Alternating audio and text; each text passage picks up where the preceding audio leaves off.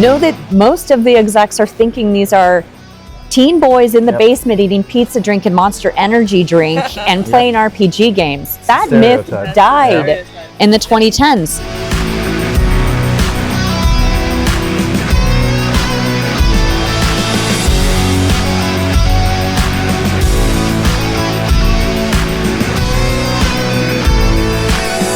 This is Peggy Ann Saltz, this is MobileGroove, and this is Gamescom, where it's all about gaming, but also beyond games, because that is what is exciting. That is what's going on, and that is what I think I have here in the momentum and the momentous book that you've brought out. I would say, Bastian, over at Solston, yes, the force at Solston, but the author of Press Play. And Erica, again, illustrious, interesting, long track record in exactly this, bringing together brands and games, your work at PlayStation, but also more importantly, launching gaming, the gaming mentality even at Adidas, and bringing that together. So it's great to have you both, but more is exciting about how you're feeling, because now you're not lone voices. You know, there was a time when we talked about brands and games, it was like, yes, that's an activation in Roblox. Done, dusted, have a party, leave. So Bastian, you're bringing this from the gaming perspective very much to brands. What are you telling them about this opportunity that you think is going to get them as excited about this as we are? Yeah, you know, when you start just looking at simple numbers of what's going on in the world, it's very easy to still gravitate to, well, social media, that's the channel where you have to be. And sure, there's a lot of, you know, obviously, 3.6 billion people are on, you know, any sort of Facebook or Meta product at any given point in time. But it's when you actually look a little bit under the hood, you have just as many people play video games globally almost daily. So the first thing that really starts to happen now is people are waking up to the fact that the stereotype that they've been latching onto for years and years and years, and this was even, you know, just as recent as last year, when I was at Gamescom talking to executives at Volkswagen, and I asked them, why are you guys here? Well, we want to learn about the gamers. And I said, great, do you think this is the right place to learn about people that play games? And they were like, yeah. I'm like, well, you're looking about 5% of the entire industry. Just this is like a small part of everybody that plays, because the reality is pretty much the general consumer plays. And I think that's really the foundational awakening, so to say, that's happening right now, which is good. That we are all gamers. That we all to play as human. I think that's really what it comes down to, and that's why people gravitate towards games in all, you know, shapes and forms. And video gaming specifically is a digital manifestation of the concept of play, which is why video games are so engaging for us and why they help us be immersed in those environments, because they just latch on to how our brain is naturally wired. So I think it's just breaking with that initial stereotype, and then the further you dig into the numbers, anything from, you know, if you take a branded gaming experience, even on a platform like Roblox, it gets about 11 minutes on average in terms of engagement time with that game. The average social media post gets about 1.3 seconds in engagement. So it's like orders of magnitude of what you're getting if you're a brand, from in terms of access to a super diverse consumer base, but also the depth and the quality and the duration of the engagement, and then obviously translating that downstream to, you know, not just from you're going from brand awareness to actual monetization ultimately, and having a touch point where you can create real loyalty with consumers, and especially with audiences that have vastly different shopping and consumption behaviors, that are starting their shopping journey online and in digital worlds, and they're starting it in gaming. They're not starting it on a website, they're starting it in games. In a way, the games could actually pre-segment the audience. So if you think of something like Adidas, you already have an audience, you know what they want, what they enjoy, what they're passionate about. And as Bastian said, you have the attention metrics, you have the attention of that audience. It seems so obvious, yet so many brands are lagging. More and more are getting into it. I'm speaking to, you know, pet food brands that understand that, like, fuzzy animals in a game, that makes sense. We've seen that one. So there's a lot we can do with fuzzy animals in a game. But Adidas, how difficult or maybe how easy it was to sell that internally?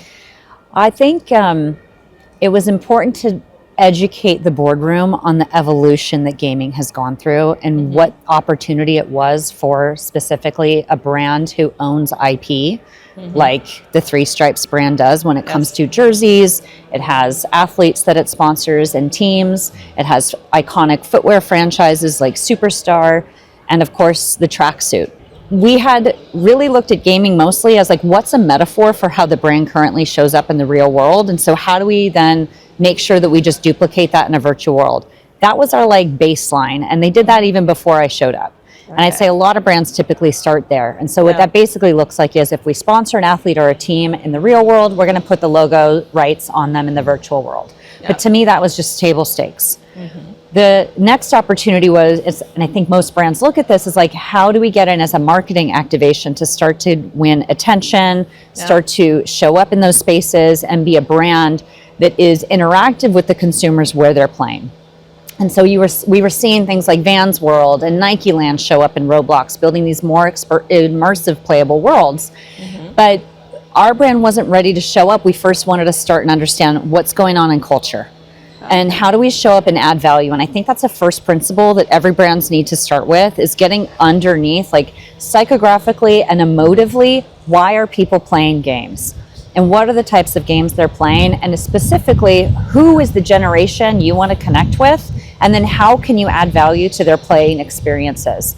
That'll then shape your opportunity spaces.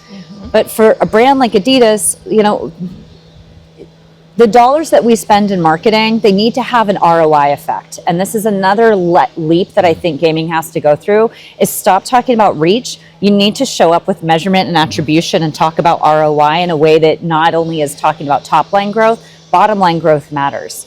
And so I started to explore what are the real revenue driving opportunities that also could be ways that we achieve profitability by selling things virtually in-game, and what could those things look like? And so we're exploring things like in-game cosmetics, and then we learned that could be successful. Then we went deeper. It's not even just about cosmetics, it's about identity. We've built avatars. People made over 10 million avatars from one of our launches during an Osworld footwear campaign launch we did maybe 4 years ago.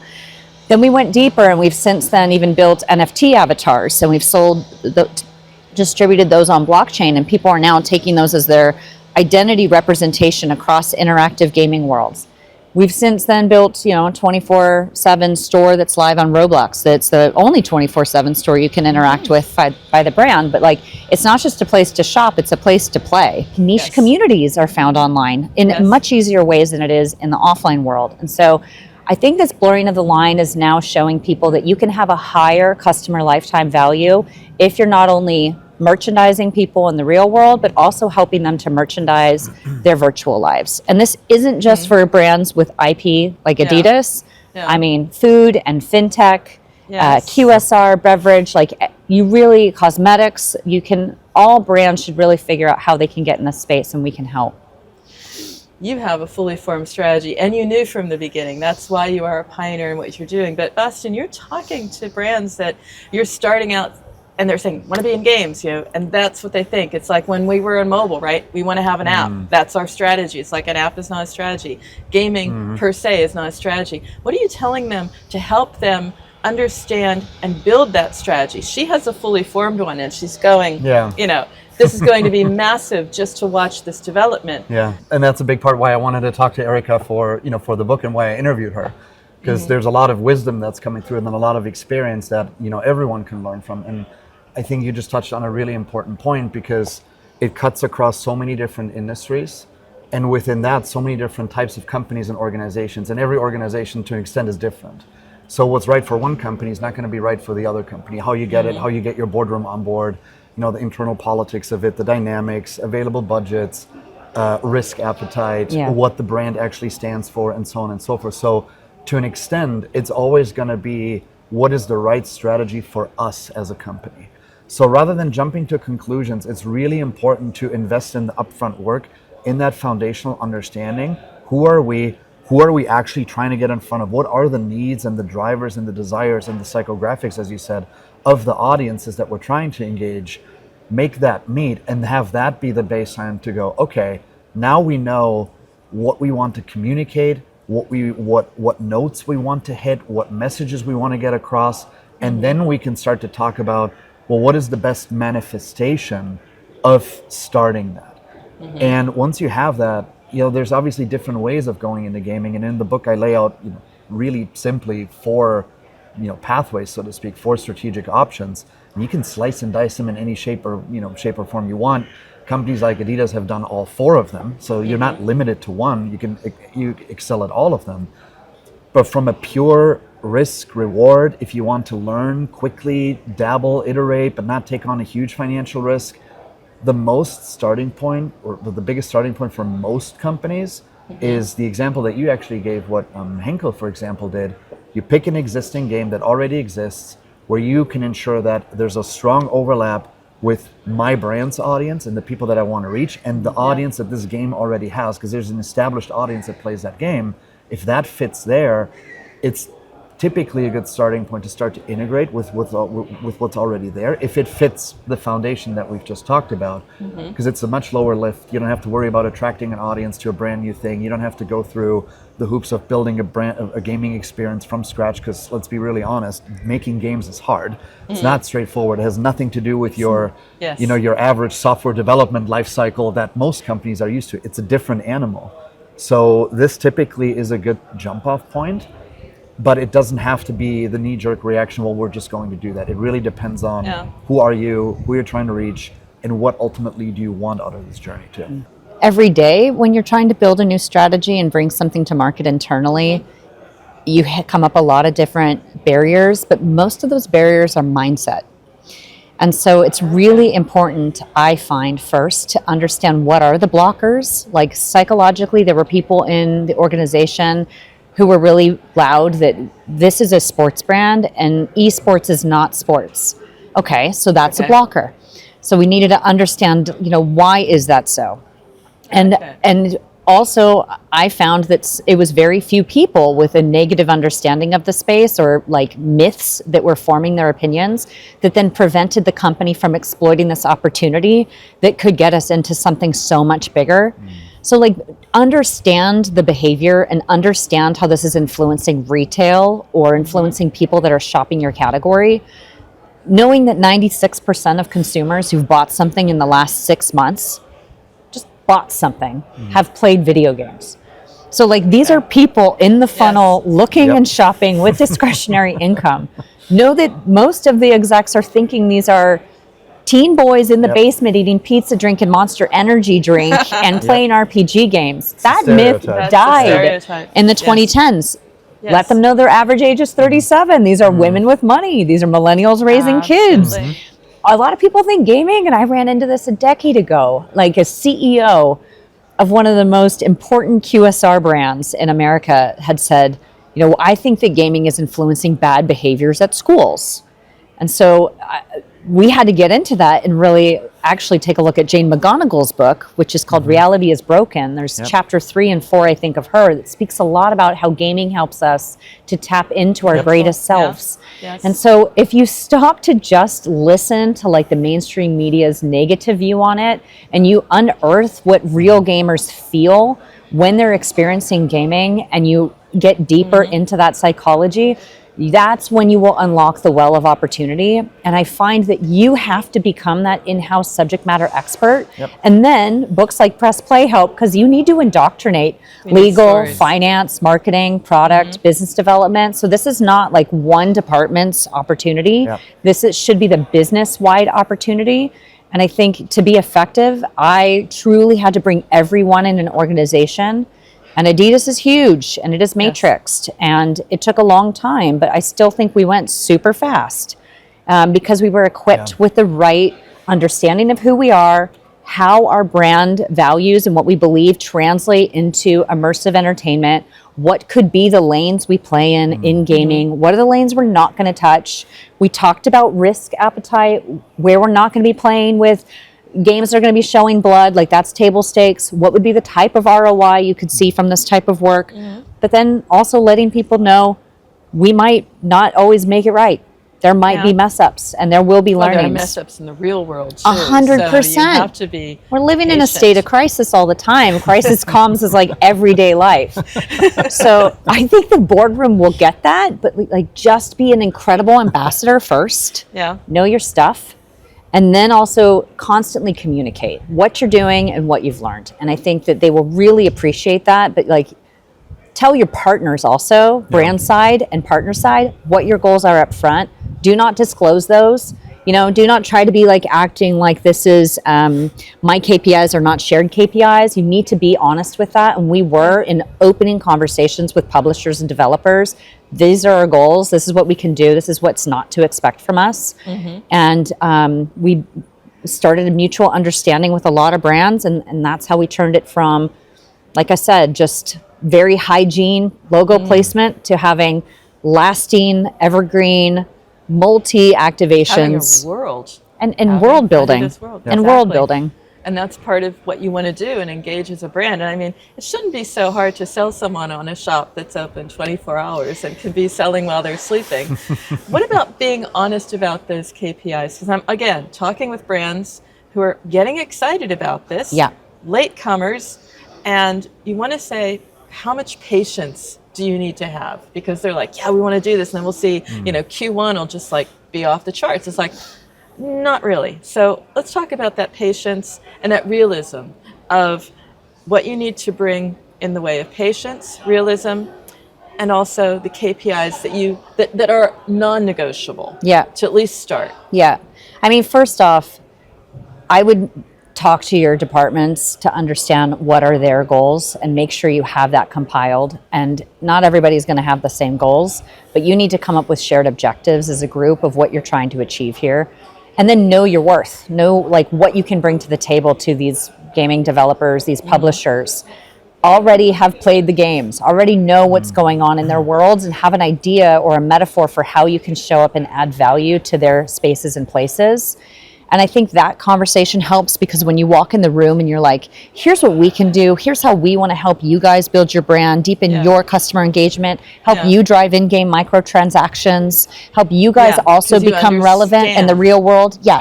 Know what their goals are and how you're trying to help them, and also then create a value exchange conversation of what's important to you and what's going to be important to them. I found that a lot of brands, you know, they've set in their frameworks, they've got their models, they're not really willing to change, but it's not unless you open up those dialogues early and upfront of what your goals are and how you could help them achieve their goals, that I think then they're willing to kind of change some of their fixed mindset, even on the publisher and dev side, to figure out ways to make this more mutually beneficial. A lot of the I say, vision that I have for gaming is that brands can see this as a marketplace and a commercial opportunity, that brands with IP can see this as wholesale, that brands can start to view creators as franchisee partners. So there could be a lot of co-creation. I mean, again, your assortment can be bigger in game. It can be unlimited digital profit margin in game. You know, that supply chain constraints are not there. And so it is automatically more profitable if you sell something in game than in the real world. So I think that like come with that mentality and mindset that shows you want to invest in the gaming space. And I do believe you can start to unlock mutual value creation and exchange between publishers and what you're trying to achieve. I like that. And I think a big component to what you're saying there, because you're hitting on a really, really important point, is the realization that just taking the tried and true playbooks that brands had for other, call it marketing channels in the past, and just taking them to this new thing and expecting it to work is not going to work. And not treating gaming like an event-based or like a campaign-based initiative. It has to be a 24/7, 365-day-a-year initiative, an actual channel that you're constantly investing in. It has to become a core part of the actual strategy. That Gucci is really interesting when you look at how Gucci actually reshaped its organizational setup around this.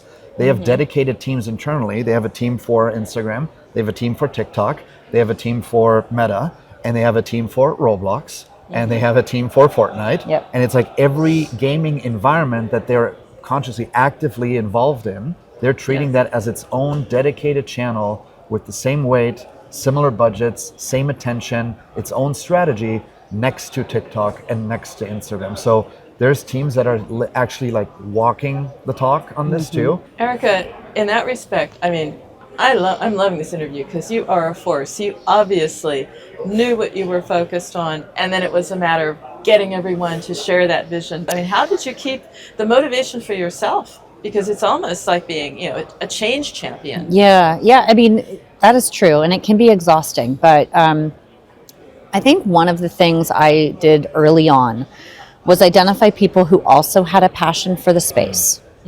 And I empowered them to be people to help shape and drive this strategy. Yeah. So it came from those who were in the chat rooms, wearing the headsets, the clan leaders itself, people that were in the Discord, in the Reddits, you know, forums, talking about gaming, who really got what was going on. Now, I knew they weren't necessarily able to get in the boardroom and to translate the information so that the company could understand what the business opportunity was. That I really took as my job. And so I made sure that I allowed them to be in the front and at the edges, and then bring that to us where we could shape the point of view together. But I then helped to translate that back into the organization, the way the org needed to hear it, needed to understand it. Also, you know, to shield them, but also at the same time to be realistic of like what could the company invest at what stages of growth and what the company needed to see. So like I would hold that line for not only the folks working on the business, but eventually our communities, our gamers, our consumers, and so on. So I think like knowing what role you're playing in this journey, being really clear with your board of what you guys can be doing and when, at what stages, and what to expect. Also being clear with the risks and what are the challenges that you're bumping up against. Because again, I think that if you paint everything like fuzzy and rosy, and I know it just depends on your corporate culture and how you operate as a company, some places are not willing to tell you the truth. And quite frankly, they'll use vanity metrics and not real ROI. That will eventually just kill your opportunity. That will crumble. 100%.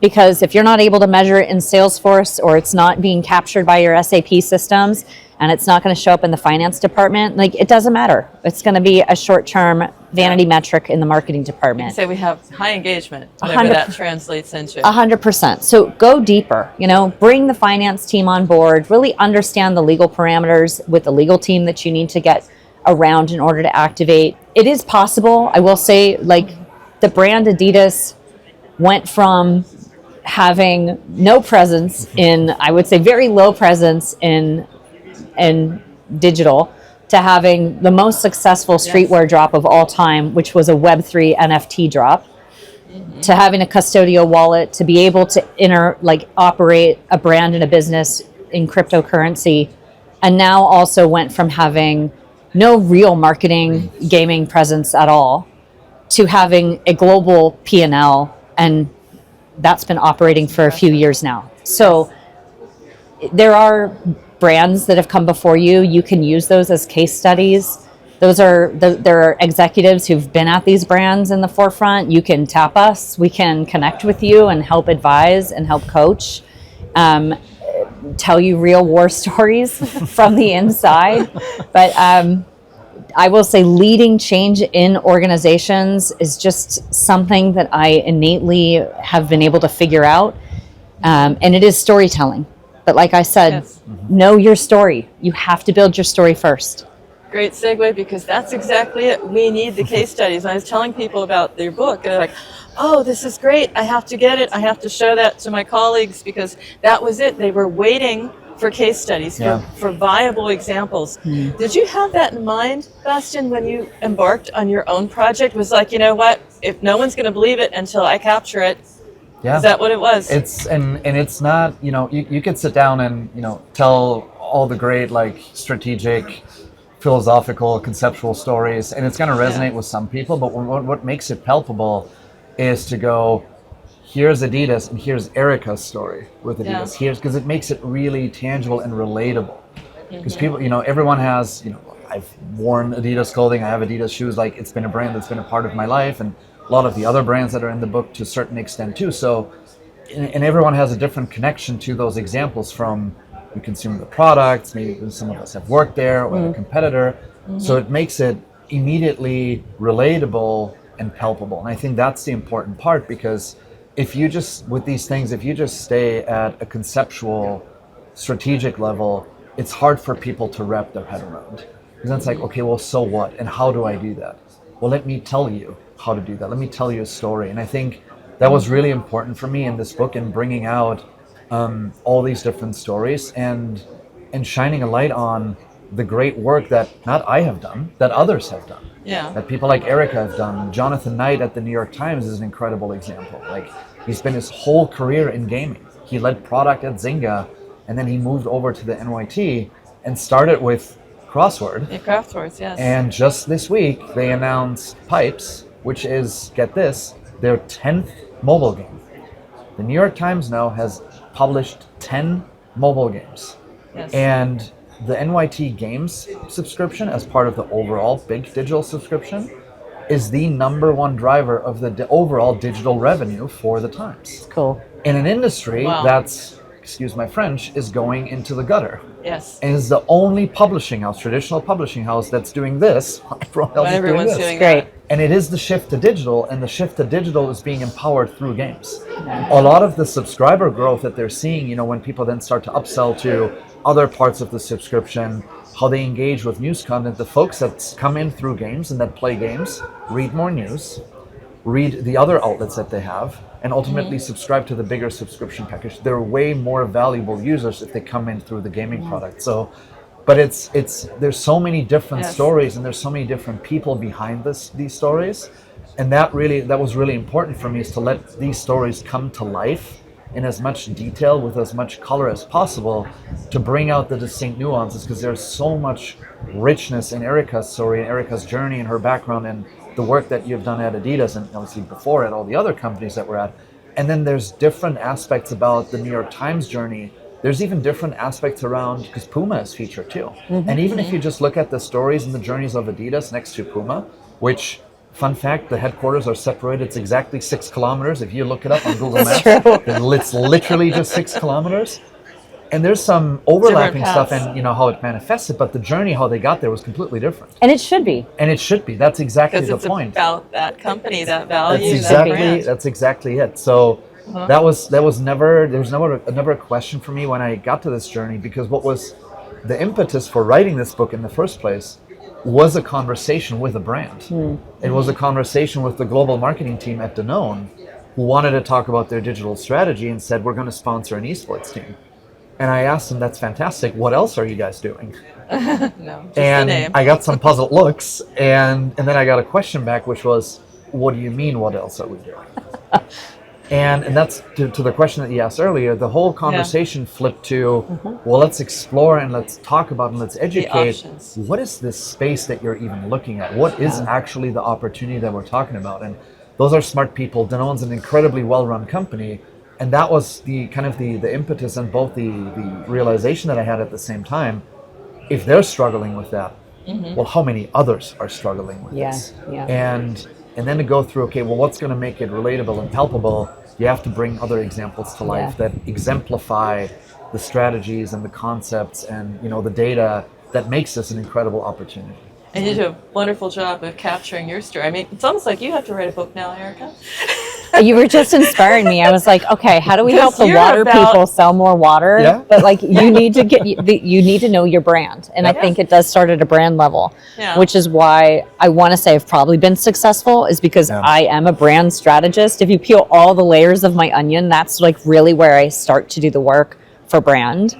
And then figure out how that brand, those values can translate into new spaces and create new categories. And you're right, a lot of times like it makes that leap for a board where they're like, we didn't see this coming.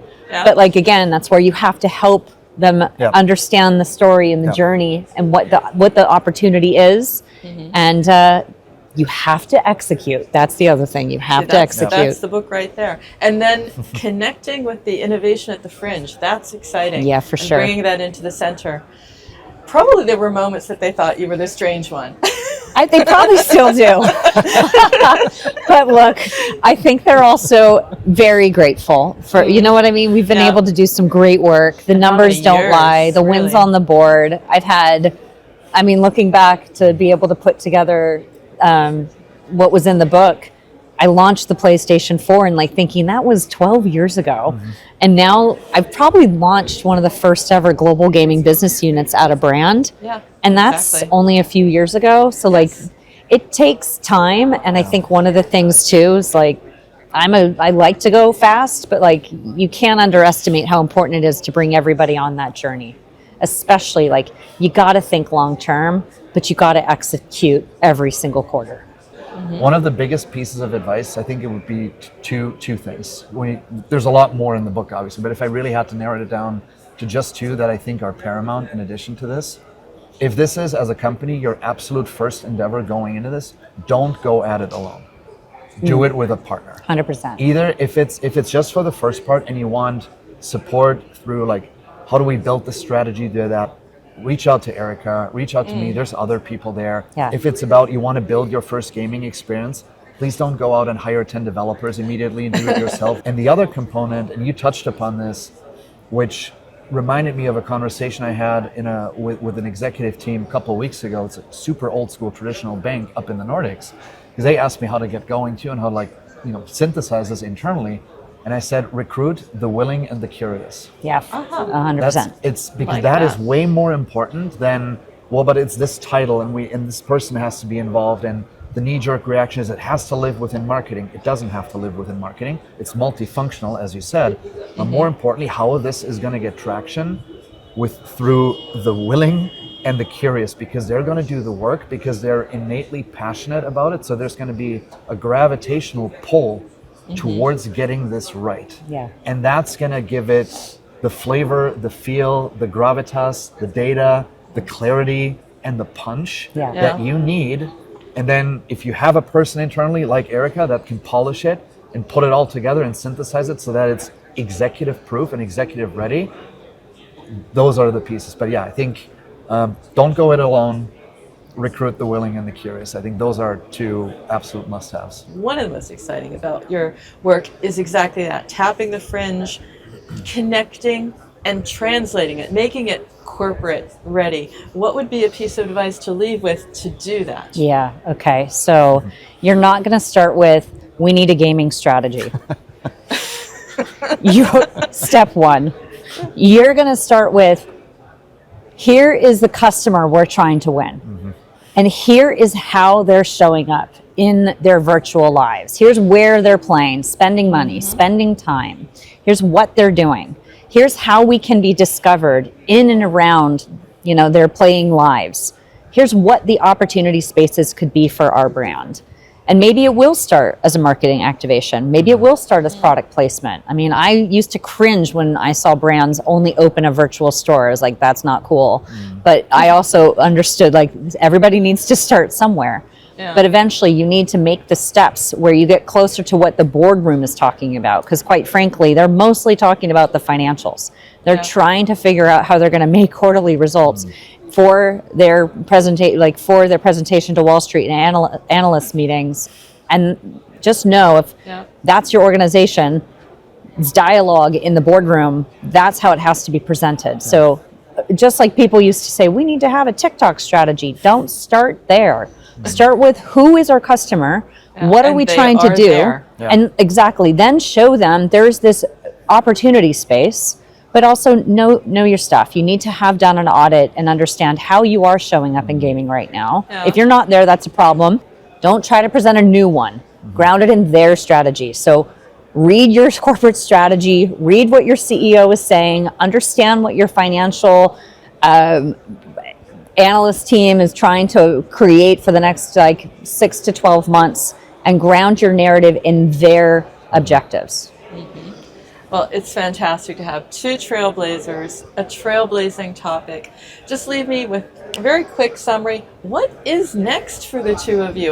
What next in the sense of what to go out there and change or start or, it is such a fantastic topic. I mean, I know that when we're seeing each other, I hope in another year, it's just going to be another epic story, seriously. But what's next for you, Bastian? Yeah, it's a really good question. Obviously, we're going to keep pushing boundaries with what we're doing at Sultan right now. We're very excited about a lot of the Gen AI applications that we're able to build on top of our data, and just making what we call internally the human infrastructure layer of the internet. Is how do you actually use this data, and how do you power experiences and interactions and content to actually feel and be more human? Making that a reality, that's an absolute must. I think by the time next year when we talk, it's starting to become a reality. So we have first applications that are going live, and I think the other thing that's not so much like what is next, but what I'm hopeful for is that through all this work, and through with Erica's help and getting the word out, is what I would wish for is that by the time next year we talk, that there's at least one person that reached out that said, hey, I grabbed the copy, I listened to your guys' story, and it changed how we approach the topic. It changed how we think about our strategy, and we've had a lot of really good success because of it. Just getting to the realization. There's going to be many more than one, Bastian. But even if it's just, hopefully, but even if it's just one, like knowing that what you're doing is it's actually having a real impact, and it's helping people do their jobs better, more effectively, and help companies get into this opportunity and tap into it. And quite frankly, the big beneficiaries of all of this at the end of the day are consumers, because they're getting better experiences from it with the brands that they love, with the brands that they're going to interact with anyway, or have to interact with anyway to a certain extent. But now it's happening more on their own terms in an environment that they love and appreciate. So I'm just really excited for what we're going to see over the next 12 months, and some experiences that come out that we might not even know of yet. Erica, what you have architected, you can be really, truly not only just proud of yourself, but you can think about being at the cusp of something, because now we're really starting to talk about it. Brands and games beyond gaming, that's the topic. What's next for you? What next? What are you going to take on next? Okay, so I think having done so much, either creation, whether it's categories, new strategy development, repositioning of really big brands, it is a slog. You said it. Yeah. It's tough. I don't think it needs to be so hard. So I've been spending the last 2 years really diving deeper into artificial intelligence and how to create pathways that help speed up the development process for business operators like myself, who see these opportunities, but also need to go through this long gauntlet of getting it from concept to end user. And so that's what I'm working on next, is fast tracking that. It's going to be exciting. Yep, helping more Mavericks. That possible for as a consulting. Stay tuned. Thank you both so much. Thanks, Thank you. Peggy.